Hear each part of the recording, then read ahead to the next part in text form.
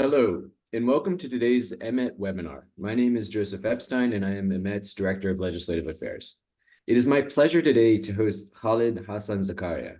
Khalid is an Egyptian native Arabic speaker and a national security and counterterrorism researcher. His research interests include propaganda, anti-Semitism in the Arab world, terrorism, and extremism.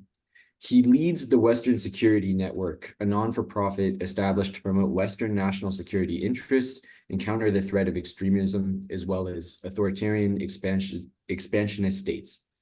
Khalid has an MA in Intelligence and National Security and over 14 years of experience working in intelligence, political analysis, risk and crisis management, with private sector, international, and government organizations. While in Egypt, Khalid was a young ambassador of the Arab Peace Initiative seeking to end the Arab-Israeli conflict. For our webinar, Khalid will examine the decriminalization of support for terrorism. In recent years, there has been a growing debate surrounding the effectiveness of existing anti-terrorism laws, particularly in how they handle individuals or groups accused of providing support to designated terrorist organizations through philanthropies. Before we start, I'd like to mention that our work is only possible with the support of you all. If you find what we do informative and helpful, consider sponsoring a future webinar or contributing to EMET. It is your help and support that allows us to continue with our important work on Capitol Hill to ensure a prosperous and peaceful Israel in the Middle East, fight the influence of the Iranian regime, increase U.S. national security, and improve the welfare of Jewish Americans. Today's webinar will be recorded for future viewing, and I encourage those of you who find the webinar informative to share the link once it has been sent out. If you have any questions for our speaker, please feel free to write them in the Q&A function at the bottom of your screen. Without further ado, I'd like to introduce Khalid Hassan. Hi, Joseph. Thanks for having me. Yeah, really glad for you to be here. So before we actually get into the subject matter, I'd like to really introduce yourself and tell your story, because it's one that's just, fascinating. And I think our audience would be really interested in it. Thanks very much. It's too kind of you. Yes, I'm Egyptian, Egyptian British. I was born in Cairo in 1990. I'm basically completely Egyptian, born and bred. Parents are Egyptian, Muslim family. Not traditional, I think, as a middle class Egyptian family, we were, quite liberal in a way, relatively. I went to an American school, so this was also, part of my. I think when you look back, and you can only link the dots when you look backwards, basically. So having been brought up in an environment where I attended an American school, had access to a lot of English-speaking resources, I think this was what made me who I am today. So over the years, I started basically to be somewhat resentful of what I'm seeing around me. And I think the turning point for me was 2011, the Arab Spring. So, you had the protests, you had massive protests, unrest for years.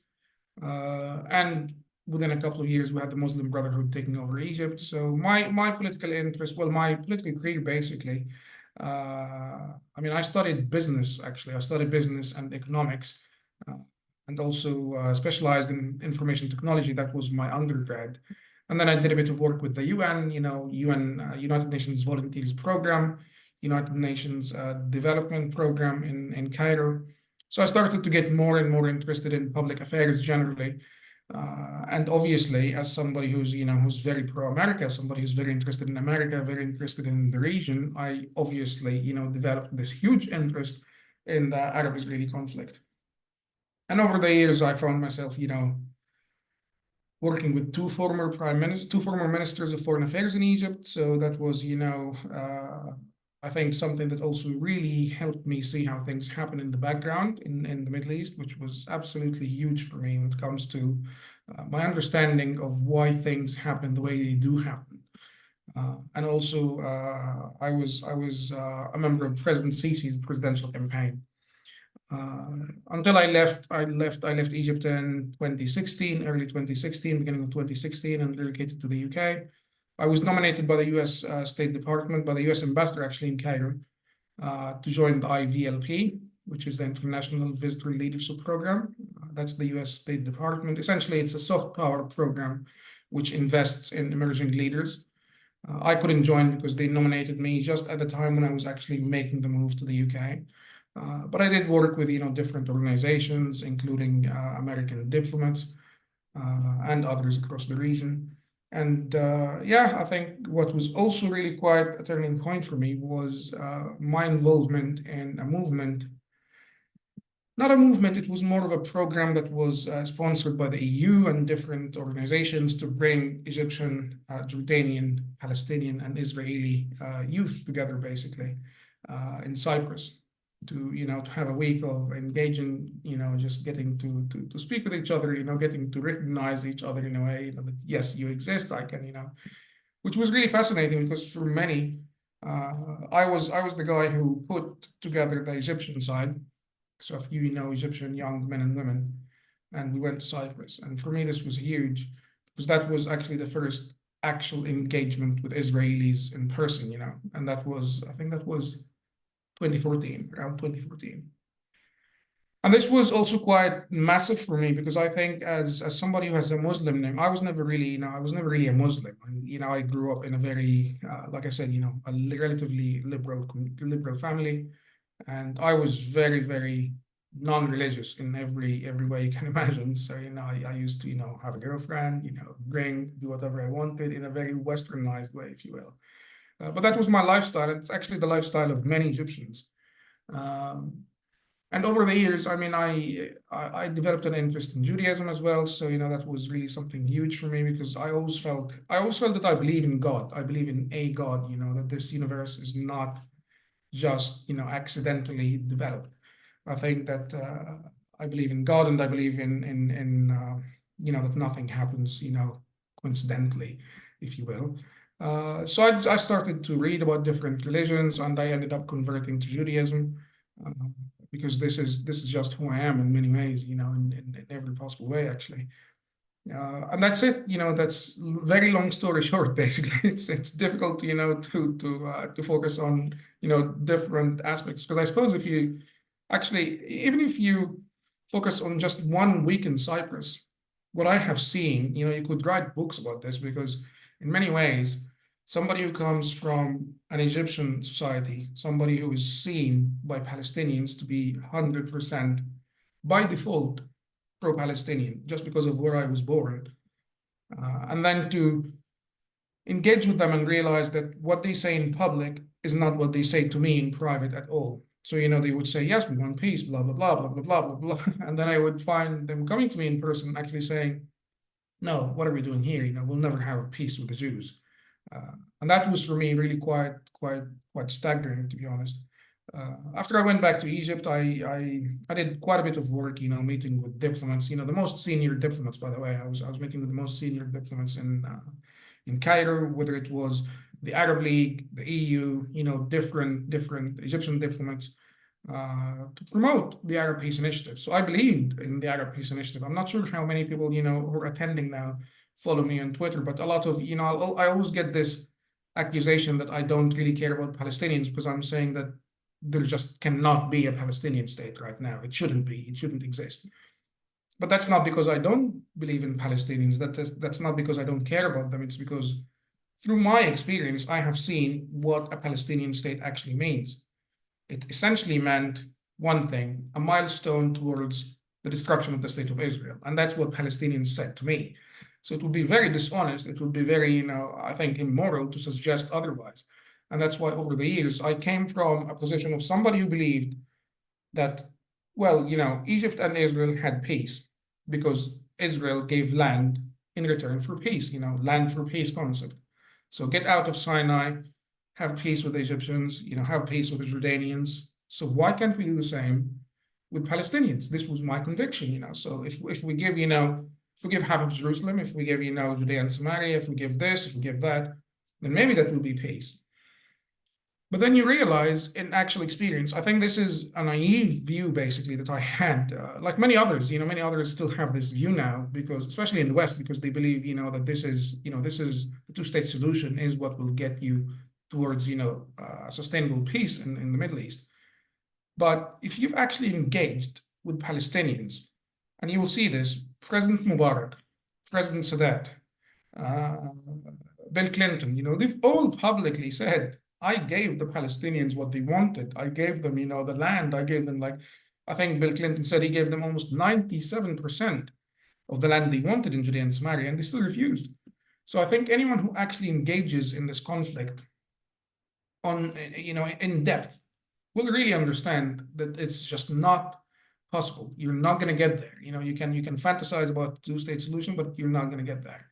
So that's my experience, basically. So I went from this position, again, somebody who believes in the Arab Peace Initiative, which was actually, proposed by Saudi Arabia and the Arab League, and endorsed by them, which, they still promote until today, to somebody who believes, what, I don't think, to be quite honest, I don't think Palestinians deserve a state. That is my view. And I'm not talking about, like historical context, because also history, you will see you have two sides who have two different narratives when it comes to history. So there is no point. I think there is no point engaging online on, all right, look, let's look at Tel Aviv. Tel Aviv was, the first Jewish city built by Jews. They're going to deny this. So no matter what you say, it will be denied. So for me, I don't really argue about the history that much, but I just argue about the fact that we're here today, and the fact is a Palestinian state means rewarding Hamas, which basically means that terrorism works, which essentially means an incentive to attack Israel even more in the future. So that's, again, very long story short. Oh, I really appreciate that. It's the thing that surprises me the most is how such initiative was even able to exist in a place like Egypt. Because, I mean, during Sadat's time, he had tried, really to open up cultural ties. I think during that time, they opened up the Israeli Cultural Center. I forget exactly the name of it in Egypt. But after he was assassinated, all of that stuff got closed down. And so I'm wondering, you're saying this was in tandem and cooperation with the Egyptian government. They were for it. Sorry, you mean the initiative that I was part of? Yeah, exactly. No, it wasn't. The Egyptian government wasn't part of it at all. It was basically me bringing my own initiative and meeting diplomats and saying, listen, why don't we do this and that? But it's actually really challenging. But I think the best way to describe this, if you look at Iran, for instance, you're going to find a people who are quite pro-Israel with a government that is completely anti-Israel. If you look at Egypt, you're going to find a government that is somewhat pro-Israel. They're quite understanding of Israel's position when it comes to Hamas, when it comes to different things. And President Sisi, for instance, has said on different occasions that we have unprecedented cooperation with the Israelis, and he's not shying away from this. And he actually spoke about the Israelis in a very positive way.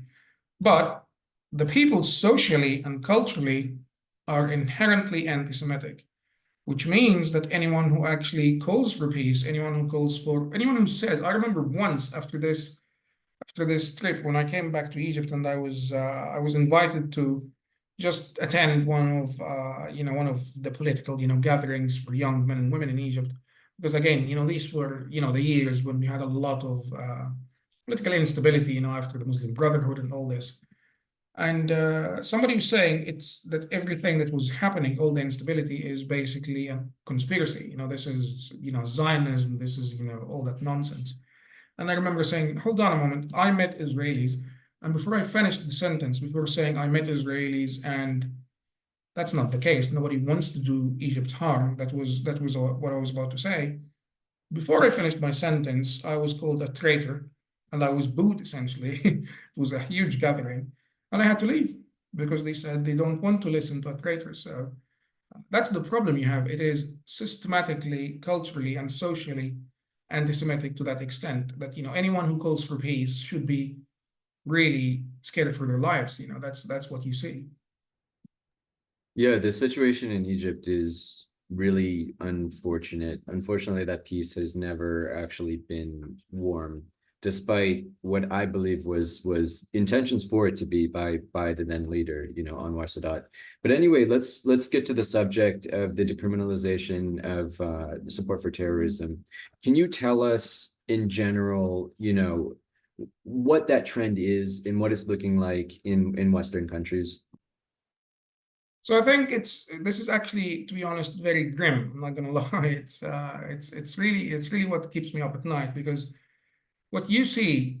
So in Egypt, you're going to see this support for terrorism on, a cultural level, basically, societal level, in the sense that people support Hamas, as a resistance. But the moment you find somebody calling for jihad, if you see somebody saying let's do jihad or whatnot, in any setting in a public space, they will be arrested. That's Egypt. We're talking about Egypt. They will be arrested. They will be dealt with in a very, very strict way. Now, if you look at London, that's not the case. We had somebody calling for jihad from the heart of London in the initial weeks after October 7th, and the police justified this by saying jihad could mean an internal struggle, essentially. It could mean different things. Jihad doesn't mean jihad, essentially, which I found to be absolutely unbelievable. So the point is, in the West, we developed social media platforms. These social media platforms are now being used by terrorist organizations to promote terrorism. These social media platforms are now being used by Islamists, by extremist Muslims. They're being used by Iran. They're being used by Russia. They're being used by everyone against us in the West. And we're not doing anything about this because we believe that this is freedom of expression. We should allow this. We should allow this attack, this systemic attack against us. So that's social media. Now, you look at mainstream media like the BBC. The BBC does not call Hamas terrorists, because for them that is a politicized term, so they cannot use that. So the BBC is essentially the same as Al Jazeera, because Al Jazeera doesn't call Hamas terrorists, because obviously Al Jazeera is funded by Qatar, which funds Hamas. So you see, this is where we are now. So you look at the mainstream media, you look at social media, you look at our own politicians, they're too terrified of actually talking about the fact that, according to a recent survey, over 50% of British Muslims are sympathetic towards Hamas. No one talks about this because no one wants to be accused of racism or Islamophobia. So on every single level, you're going to see that people are either indifferent right now at the moment, people are either indifferent or complicit in completely normalizing support for terrorism. And that is what is really tragic here, is that even Biden himself and Nancy Pelosi are actually involved in this. As you have seen recently, Nancy Pelosi actually said in an interview, the Hamas report, she literally referred to these allegations that Israel killed, over 34,000 Palestinians, innocent Palestinians, civilians. And she referred to this saying, this is the Hamas report. We don't have much else to work with, but we have the Hamas report. Can you imagine, like a few years ago, somebody saying Al-Qaeda report? We've got an Al-Qaeda report. We should believe Al-Qaeda. That's nonsense. That's unbelievable. We've now reached a level where you have you have the leader of the free world, Biden himself, actually repeating and parroting these Hamas's lies. And no one's doing anything about this. No one is questioning this. And that's where we are now. It's being completely mainstreamed. The normalization of support for terrorism, that's the challenge. If you look at America, unfortunately, I think America is actually a much bigger problem because of your constitution and, the right to freedom of speech, which basically means that anyone can say anything with very, very, very limited restrictions. In the UK, if somebody says Hamas is a resistance movement and it should be supported, then that is actually a criminal offense. They should be arrested for supporting terrorism. That's our own law in the UK, and that's mostly across the EU as well. So what we're seeing is that all of a sudden this is changing. This is now not the case, and now people go on TV to support terrorism, and that's what we're seeing. This is apocalyptic, if you ask me, to be honest. I don't know how we use. I'm not sure if you've heard. A couple of days ago, we also had a report of the police arresting 3 people who were planning to carry out an ISIS-style attack against British Jews. So they were targeting a synagogue or some community here in the UK, and they were actually going to carry out an ISIS-style attack, with machine guns. So obviously, all of this rhetoric is making us, all of us, very unsafe. And that's what we're seeing. But no one is doing anything about this because we don't have the political will. No one is willing to do anything about this. I've noticed there's quite a bit of, it seems to me like a combination of cowardice, complacency, and yeah, just pure. And I want to ask you, what do you think needs to happen before this threat is taken on? Because especially in in Europe, countries like the UK, this isn't just a threat to Jews. Honestly, it's a very difficult question mostly because the answer is going to be difficult. I think it's going to get a lot worse before it gets better. It's going to get seriously a lot worse before anyone is willing to do anything about this. Because at this stage, also, I think also it's a feature, it's not a bug of our system. Because we have now Rishi Sunak, who's our prime minister now. He's going to go in a few months. I suspect he's going to have to call for an early election before the end of the year. If not by the most, maybe end of next year, around end of next year. So he's got, months, he doesn't have years. And he doesn't care because in a way, for him, it's just like, why should this be my problem? Why should be I the guy who risks, my political career to say, listen, we've got a lot of extremists in Muslim society, which is the case, that is a fact. I mean, we've been investigating and reporting on imams in mosques having the Friday sermon and saying, God curse the Jews. Let's support our brothers in Hamas, the Mujahideen, quite openly supporting jihad. And I think nobody's willing to do anything about this because most people it doesn't really matter. Like one of the main things that anyone learns about risks, you don't respond to a risk that you do not see immediately affecting you. So if you've got, a neighbor who's, 10 blocks down the road is a bit poor and struggling and he can't get so much help with let's say healthcare, you're not really going to do much about it. But if you find your next door neighbor and everyone around you struggling with this, then you start to feel like, whoa, what about me? Maybe I'll this is getting really quite quite personal. So that's what I think is going to happen. Most people, I mean, I remember talking to my neighbor and saying, when the war started after October 7th, and he's a completely, average, British guy, he's not Jewish, he's Christian, and he has no connections to Israel. And his immediate response was, oh yes, that situation is very complicated. Not what happened was horrible, not, what we've seen is horrible. It's very complicated. So I think that's the challenge. No one now is recognizing this threat.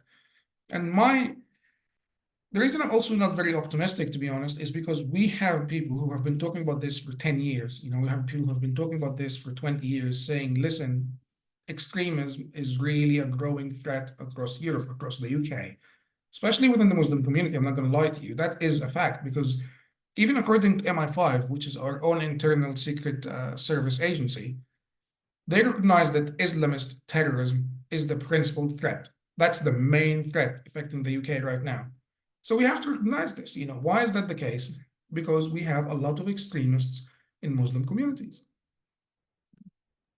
I want to ask, do you think that part of the reason that this extremism has been normalized could be that there's quite a bit of leftist sympathy as well with the Palestinians, but not even as much the Palestinians, but with the quote unquote resistance movements like the terrorists of Hamas, et cetera, et cetera.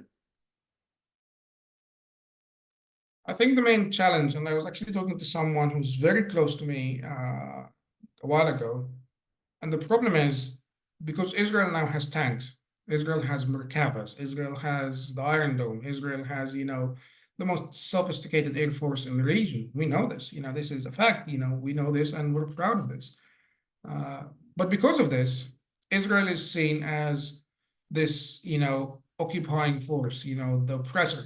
And the Palestinians, including Hamas, are seen as the underdog. Because everyone tells you, and actually it's a very powerful argument, by the way. It's very powerful in many ways, because I remember when a few years ago, Actually 2011, I was talking to the first Jew I ever spoke to, who was a very, very good friend of mine, and he's American. And we were talking about the whole concept around throwing stones at the IDF. And somebody had, was shot because this person was throwing stones at the IDF, and this person was shot in response. So I was saying, listen, he's throwing a stone, why don't you, do something else other than shoot him, because he's just throwing a stone. And it's a very powerful argument because it makes you feel like there's just this one guy on one side with a stone. And there's on the other side, a trained soldier who's, shooting at them with, an M16. And then you have to realize, yeah, but this is not just the case. I mean, I remember talking to my friend and he said, well, a stone could kill you. It's not like if a stone is thrown at a child, it is an act of terrorism. You don't stop and ask yourself, hold on a moment, this terrorist is using just a knife. We shouldn't kill this terrorist, or this terrorist is using just a stone. So it's a very powerful argument. So I know personally how powerful this argument can be. But we need to do something about this. People need to understand, first and foremost, I think mainstream media has been actually playing a horrific role in this because they invite people who do not understand the conflict, people who do not speak the local language, people who've never spent any time living in the Arab world. And if you do, like me, you're going to realize that Palestinians are not the underdog. No way. When you look at this, you're going to see what since October 7th, Palestinians have been getting aid by land, air, and sea. If you look at Sudan, you're going to see I think it was about 1 million people are expected to die of famine in the next few months because of what's happening in Sudan. And they're not getting that aid, by land, air, and sea. No one is getting that. So when you look at Palestinians, you do realize actually they have been spoiled. They're not the underdog at all. And they have systematically for years, before the second intifada, before the first intifada, Israel did not have these checkpoints. Israel did not have all these fences. So Israel is not, bad and mean and wants, to have fences and checkpoints to humiliate you. No, they had to do this because you're killing Israelis, you're killing innocent civilians. Yeah, I can tell you from my days in the military, I served in a police unit, that we got rocks thrown at us quite a bit. What starts with rocks never ends with rocks.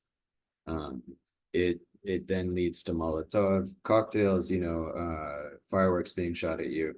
And so, yeah, while it is really unfortunate, it's an unfortunate situation. I mean, they are of course children, but then you will realize, like for example, on Jewish holidays, they would be let out early from their UNRWA schools to come and throw rocks at us, and their teachers would be encouraging them to do so.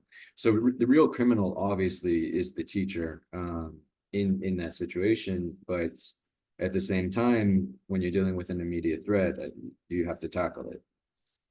So, just going back to the normalization aspect, how do you explain it when there are, for example, British politicians themselves not necessarily extremists, or even holding extremist values? They want to serve the British people, and they are kind of turning a blind eye. What do you think is motivating them to do so? I think in many cases it is anti-Semitism. Not everyone who's an anti-Semite has got a swastika on on their clothes. That's not the case. A lot of people are anti-Semitic without even realizing that they're anti-Semitic. A lot of people are anti-Semitic because they believe. The problem with a lot of people on the left, they have these socialist and communist ideals, and I find that quite honestly depressing because as somebody who grew up in Egypt, Egypt was quite socialist under Nasser. It was, there was this concept of socialism that, we've got all, we need to nationalize the Suez Canal, we need to nationalize this, we need to nationalize that. And all these concepts, again, are 100% misleading, 100% unrealistic. Whenever I get somebody who tells me I'm a socialist or I'm a communist, somebody who lives in London, that's hilarious, because I mean, my family, my mom's generation had to wait at home for something that they referred to as the letter of appointment.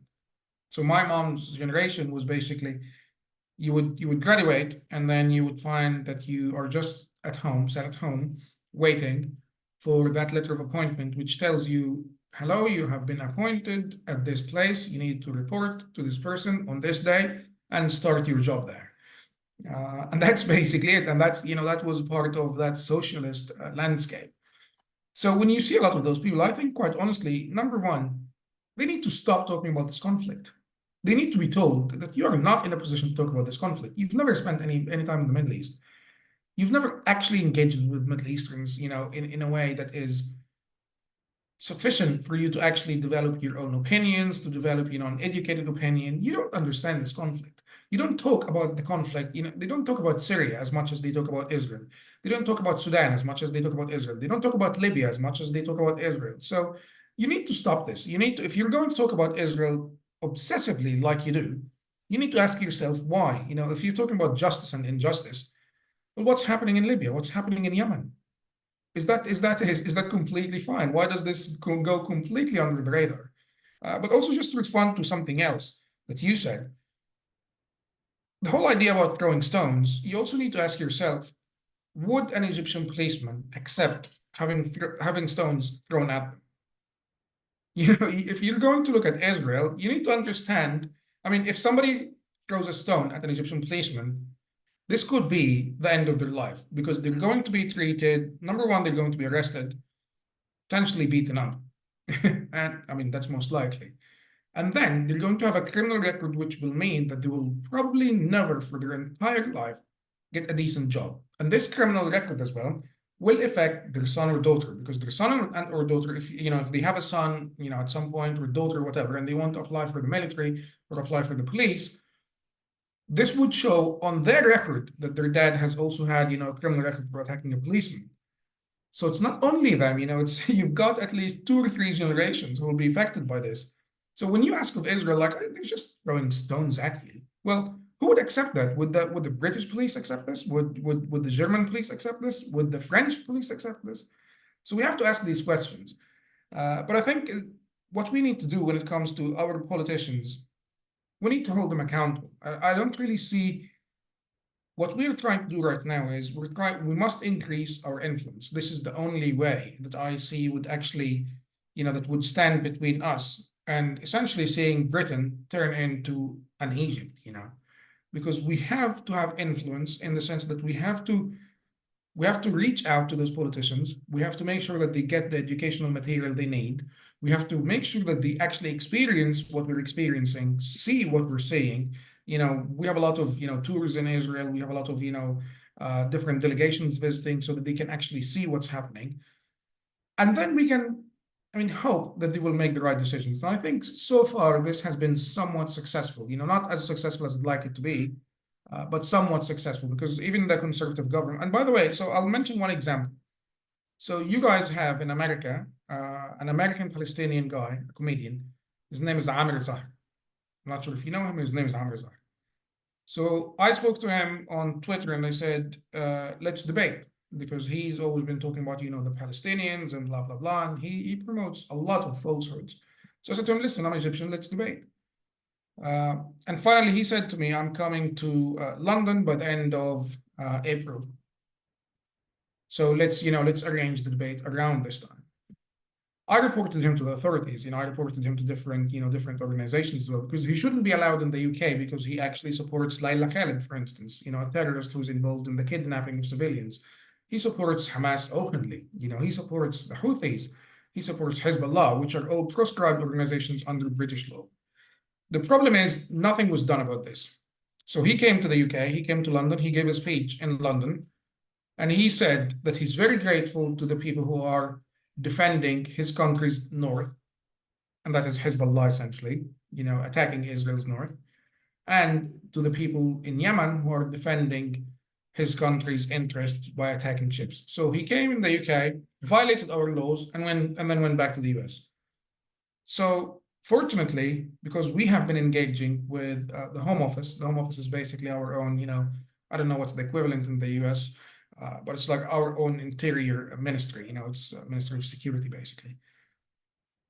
A day or two after we did this, the Home Office announced that they now are developing a task force which will basically look at all those extremists and block them from entering the UK. So that's brilliant. That's amazing news. I mean, it's a few decades overdue, but that's what we're doing. We're going to politicians saying, look, this is what we've got here. If you don't do anything about it, they themselves see the impact. Like they saw what he said. So when we sent this and said, look, we told you he's a dangerous man. You did nothing. He came here, supported terrorism openly, and violated our own laws. So they acted. It's late, but it's better late than never. That's actually fascinating. I'm really happy to hear that you guys are able to have that impact. I want to ask, okay, so this is easy enough when it comes to people flying into the UK, for example. But what about when it comes to, the people supporting Hamas, which there are very many. I mean, I think you were saying earlier, 51% of British Muslims support Hamas. Over 50 are sympathetic, yes. Okay, over 50 are sympathetic. Let's say, of course, not all of them are going to be vocal about it, but let's say even 10% of British Muslims. That is a massive, number of people. So how are you able to actually crack down on, using British law against these extremists? That is actually, I believe, the most challenging question for politicians right now. Because number one, they would not have that conversation that you and me are having. They would not want that conversation. They would not want to say extremist Muslim. So we can say an extremist Jewish guy.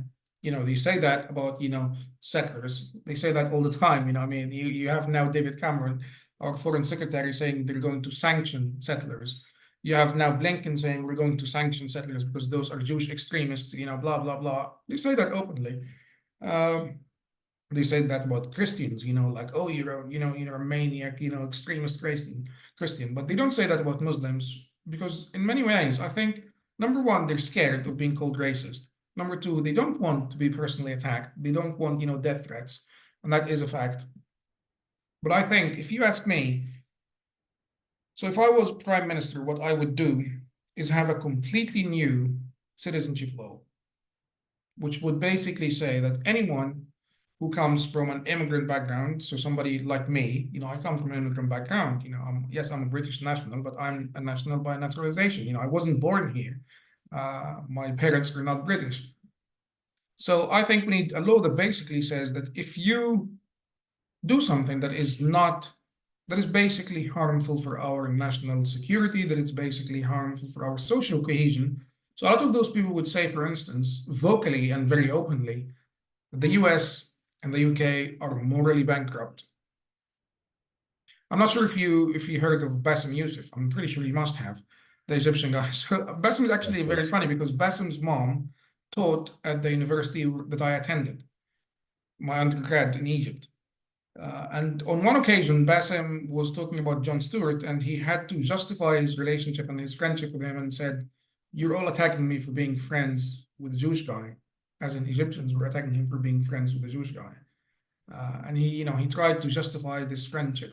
So he's obviously anti-Semitic. But the problem is now he's in America. Now he's an American national, and you don't have anything to stop him from quite openly promoting anti-Semitism. We should have laws across the West that basically make sure that those people who do not belong here, and I'm talking about values, I'm talking about ideologies, they should have their citizenship stripped. It's as easy as that. Thank you. Anyway, so I'd like to open up to questions from the audience. We actually have quite a few about the current situation in Egypt. Have you been following it? Yeah, I figured you did. And I know from, your Twitter profile that you're quite knowledgeable on it. So I want to ask you, I've heard different narratives about the reason for Egypt's actions. I mean, obviously they have to save face publicly, which explains some of the anti-Israel statements, joining in South Africa's court case, et cetera, et cetera. At the same time, it seems they are truly worried about Israeli operations on the Philadelphia corridor, which, for those of you who don't know, is the strip of land that runs along the Gaza-Egypt border. So I've heard a couple things. One is that they think it's an Israeli plot to move Gazans into Egypt. But the other is that some have said there is very likely a highway of tunnels connecting Egypt to Gaza used for smuggling. We know that, of course, some tunnels exist, but some were saying that it could be far worse than we imagined and could show some culpability on the side of the Egyptian government. So I wanted to ask you what your thoughts were on that. So one thing we need to clarify, after President Sisi took over, so basically he actually spoke about this, by the way, a couple of years ago before all this, so, so that people are aware that this was not in response to this. So he spoke about this and said that when he was head of military intelligence, he went to basically his bosses and said, why are we allowing that many tunnels to go from Gaza into Sinai? Even under President Mubarak, there was this, sort of knowledge. If you go to Sinai, I love Sinai, by the way. If you go to Sinai, you're going to meet a lot of the Bedouins, So to explain this to people, in an easier way, I suppose, you've got the Egyptian Rafah, you've got the Palestinian Rafah, the Gazan Rafah. You've got like sort of twin cities that are an extension of each other. It's basically, this is the border, and you've got Gazan Rafah and you've got Egyptian Rafah. And that's pretty much also applies to the communities. So you're going to find a lot of the people in Sinai, they have their relatives on the Gazan side, because those are Bedouins. They did not really recognize, borders, until recently. And by the way, the Bedouins were not actually allowed to serve in the Egyptian military until recently, because they were not seen as loyal enough or nationalist enough. Yes, a lot of them did serve, in the Yom Kippur War, in a way that they did not have a military rank, but they were used as guides, to help the military, navigate Sinai and all that stuff. But the thing is, that's why it's very complicated. Personally, I do not believe that President Sisi's government is complicit in this at all, because, as I said, President Sisi, as head of military intelligence, he recognized this challenge and he worked towards eliminating this threat. And when he took over, the Muslim Brotherhood very blatantly said, we're going to turn Sinai basically into, basically, we're going to have Sinai completely set on fire by terrorists, which they did. They had a lot of attacks. And we know that they were supported by Hamas. By the way, Hamas has invaded Egypt before, in a way. 2008, they've actually went into Egypt and they killed soldiers, by the way, Egyptian soldiers. So the Egyptian military and the Egyptian intelligence, they do not see Hamas as an ally. It's the complete exact opposite. So there is no way I would believe that the Egyptian government is complicit. Could there be corruption? Could there be somebody on the Sinai side, helping?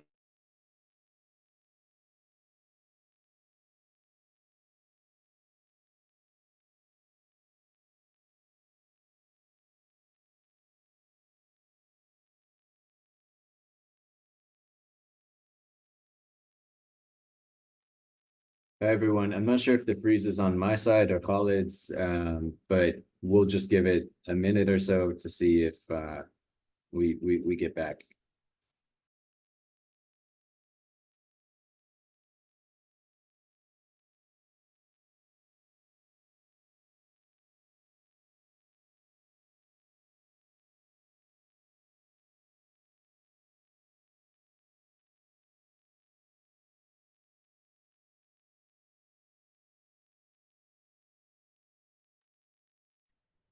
Hi, everyone. It looks like Khalid is having some issues with his connectivity.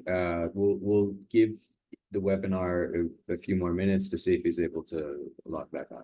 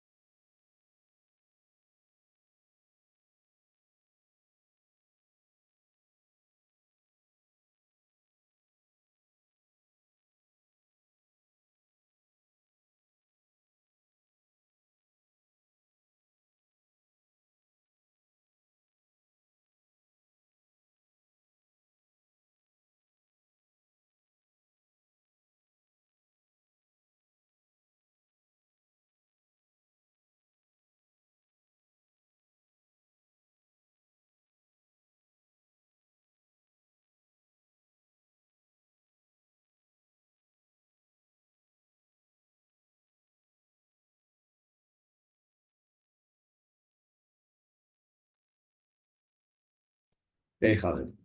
Well, Yeah, great. glad you're able to get back online. Yes.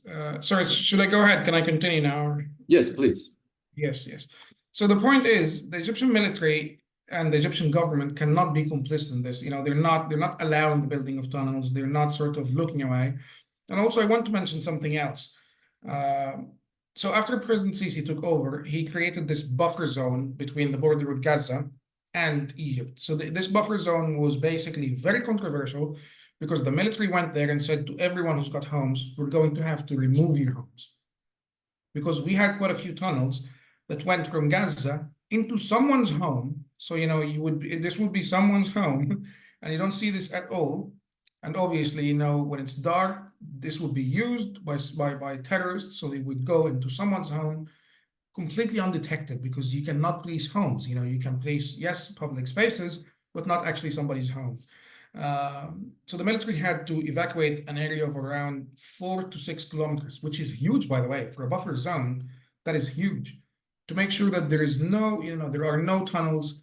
So they did this. President Sisi did this. We spent a lot of money. By the way, when we were doing this, Hamas begged the Egyptian government publicly not to do this. They said, "Don't do this to the tunnels," blah blah blah, and the Egyptian government used all sorts of stuff. Reportedly, they used gas in the tunnels actually to completely clear the tunnels. They used all sorts of seawater. They used different things, and it was really expensive, as you probably know. Anyone with military experience would know that this is not easy. And President Sisi paid for this because everyone said, "Oh, well, a lot of people who are believe in conspiracy theories said that he's doing this so that he would evacuate this area for Palestinians." So I don't believe that the Egyptian government is at all complicit. But could there be corruption? Yes, obviously. Could there be ineptitude? Yes, obviously.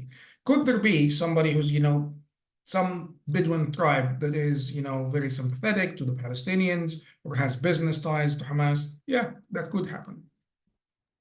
It's just what I'm thinking here is, Israel obviously has from its side Gaza fully blockaded, right? It's hard to imagine that anything would get through to there.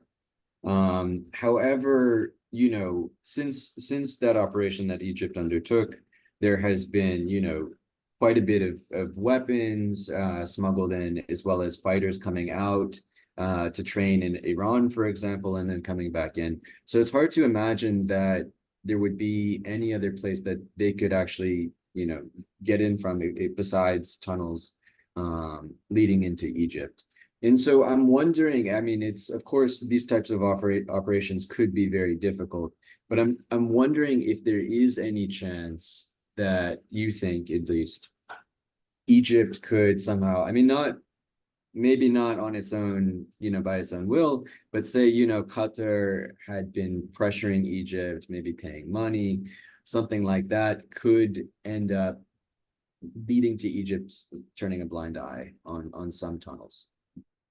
The thing is, I don't think that's the case at all. So you have to understand, obviously, on the Egyptian side, the decision making happens on many different levels. So you're going to see that, again, the very low level in the military, the very low level in the police. You're going to find, obviously, a lot of people who are very sympathetic to Hamas. You're going to find a lot of that.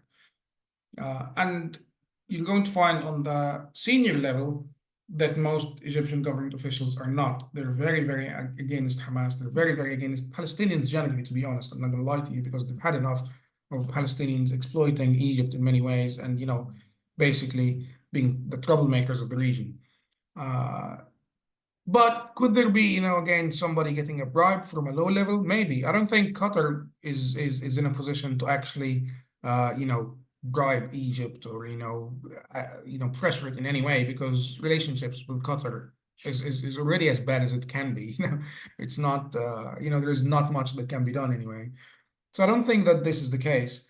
I think when it comes to the Egyptian response, this is, we have something in social sciences that we call path dependence. So you've chosen basically a way. You've made a few choices that mean that you will go in a certain way, whether you like it or not. It's like basically somebody eating a lot of junk food. you're going to gain weight. You're not going to be very healthy. That's, that is what happens. Your choices lead to consequences. I think today, Egypt, because of how anti-Semitic society is, because of its role, it's turning into from a mediator in this process into actually an adversary of Israel.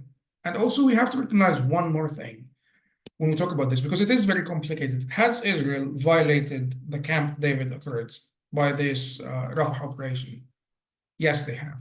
That is a fact.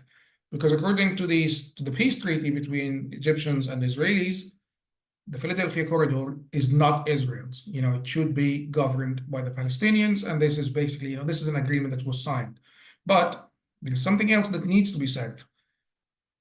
Did Egypt violate the peace treaty when it sent soldiers in its war on terror to Sinai and sent tanks and sent all of those, hundreds and hundreds of soldiers? Yes, it did. But according to Egypt, to President Sisi himself, he went publicly, by the way, this was also a year or two ago, and he said, when we did this, we found that the Israelis were very understanding because the Israelis recognize that Egypt is fighting terror, so we have to let this piece of, basically, this part of the peace treaty, we have to be, understanding and acceptable and just let them, move their military freely to do this stuff.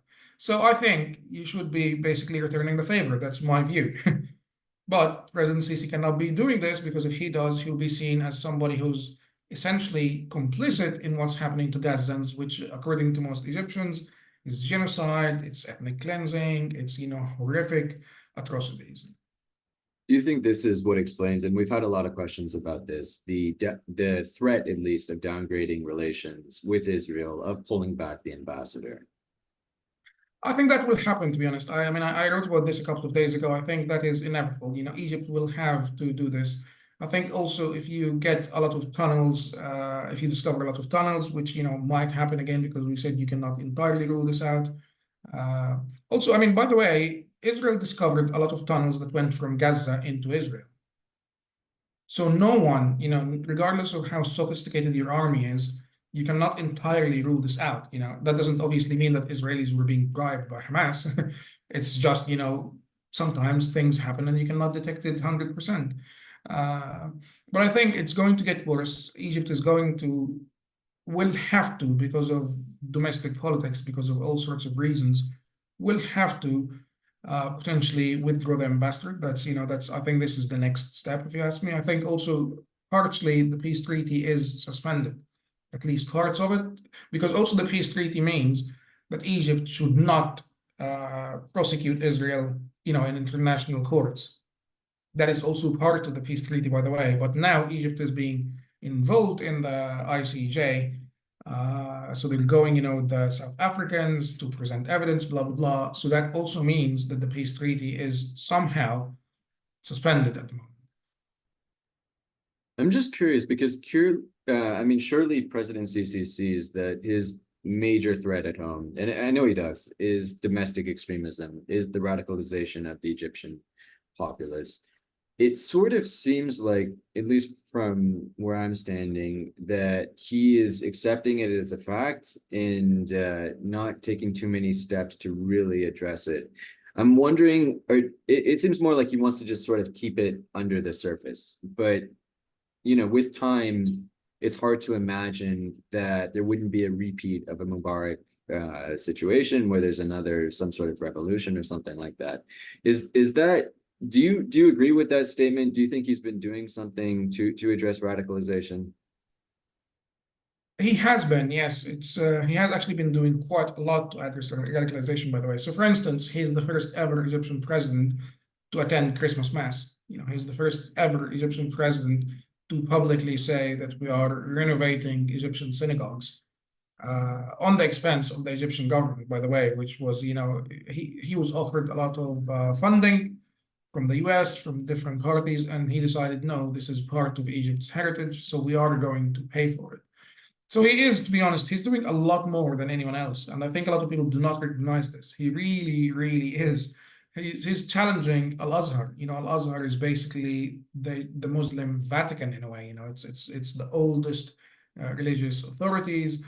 for Sunni Muslims. So he's challenging them. He's challenging them on radicalization. He's challenging them on jihad. He's challenging them on so many aspects that people do not even recognize in the West. So he's doing a lot, but also I would say he needs to do a lot more. It's still not enough in many ways, because you have now a society in Egypt that is inherently anti-Semitic, that is not being recognized. You know, that's also one aspect that I think, if Egypt, I mean, one of the things we saw that was really quite staggering for me, when he had Blinken over and he said to him, "You're a Jew," you know, he was talking to Blinken publicly, and this was recorded on purpose, by the way. And he said Egypt never persecuted its Jews. And obviously that needs to change. You know, the government's narrative on this needs to change. Yes, the Egyptian government under Nasser persecuted Jews, persecuted anyone who disagreed with the government, persecuted minorities generally. So that needs to change. Okay, so I'm kind of curious. Do you think, how much legitimacy does the government have? How much do you think the government can really influence the population? So that's a really difficult question, because, by the way, influencing the population in, you know, a country like Egypt or Saudi Arabia does not happen the same way it happens in the UK. I'll give you an example. So in Saudi Arabia, they used to say women driving is haram, which is forbidden in Islam, you know, it shouldn't happen, blah, blah, blah. And the clergy, you know, said, yes, that should not happen. And the ruling family, the royal family, said, yes, that should not happen. But the moment Mohammed bin Salman, the crown prince, took over and he said, that's nonsense, women should be allowed to drive, the clergy and everyone else said, oh, yes, that's okay, actually, religiously speaking, you know, there's no reason why not. So in a way, in Arab countries, governments are not influenced by the population. It's more the opposite, you know, the exact opposite. The population is influenced by the government, basically. So that's what we have to recognize. You know, this is how it works. I think if he wants to change things when it comes to anti-Semitism, when it comes to the view on Israel, there are additional steps that he can take. But also, it is very challenging because, economically speaking, Egypt is in a very bad position. So he wouldn't. I don't think he would. I don't think it would be wise to really go for, you know, drastic changes right now, on top of everything that's happening. Also, especially because President Sisi, what he did with the Muslim Brotherhood, they promoted this narrative that his mom is Jewish and he's secretly a Zionist and he's serving Israel, blah, blah, blah, blah, blah. So I don't think President Sisi is the right guy for this, to be honest. It's not going to be under his presidency because he just can't, you know, it will be fighting on too many fronts. Yeah, that makes a lot of sense. Anyway, it looks like we've reached the end of our time, but I'd really like to thank you, Khalid, for being on. This was a great discussion. And I'd like to thank the audience as well for tuning in. You know, if you enjoy what we do, please consider sharing this webinar link and possibly even contributing. Thanks so much. Thanks very much. Have a good one.